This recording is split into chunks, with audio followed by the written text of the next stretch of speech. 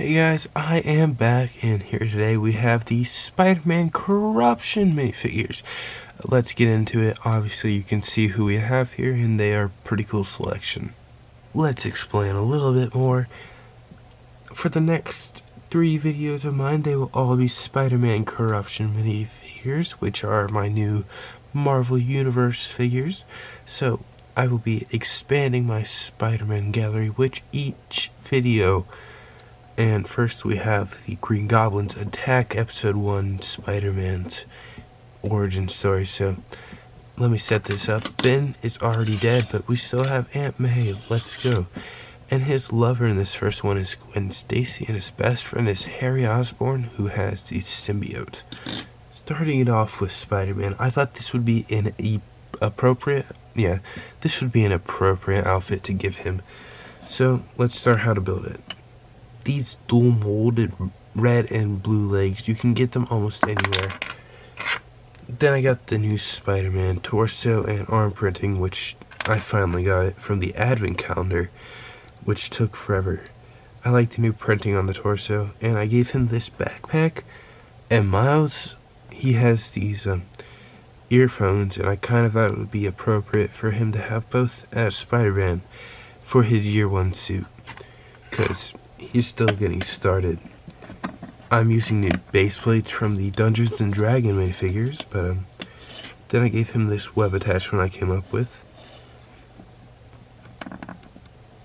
It's got the pizza logo on it, so in the thumbnail I actually aimed it so it was like he was shooting the web, which I think that looks pretty cool. Now let's move on to Peter Parker. Here's Peter Parker. This is supposed to be a younger Peter, so he'll get older with the videos, but it will be pretty fast for you guys.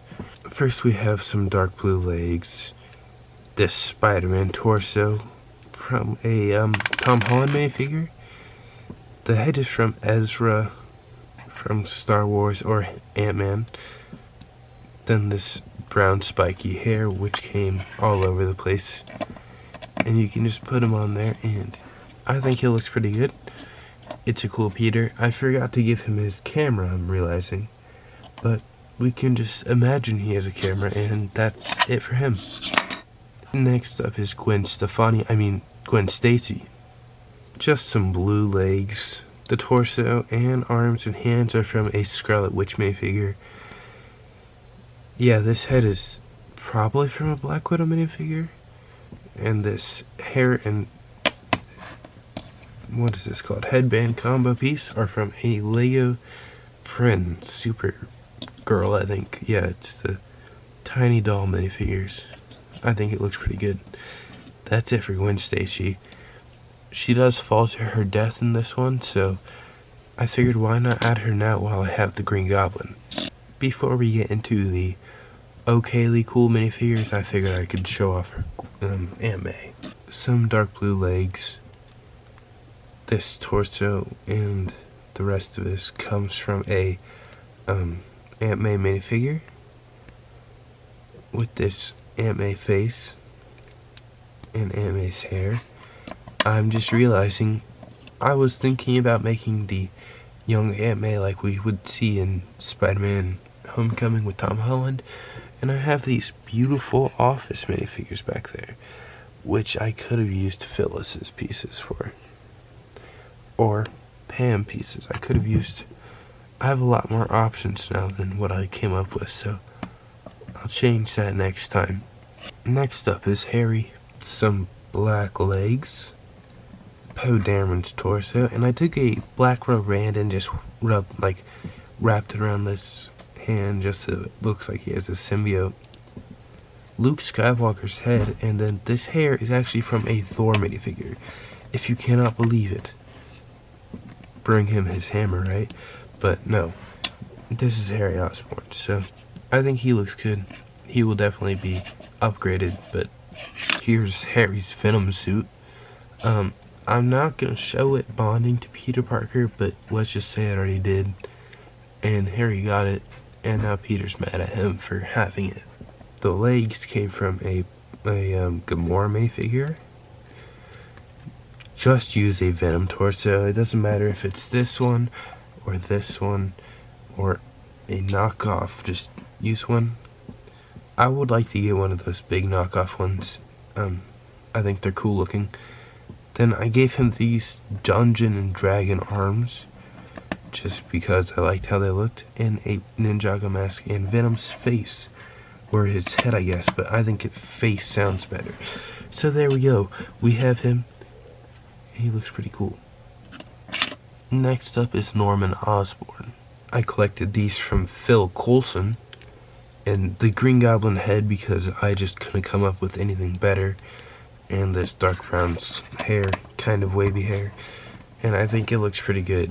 Norman Osborn wasn't needed, but I figured I could just include him. Here it is, the Green Goblin. I think this looks really cool. Let's get into how to build it.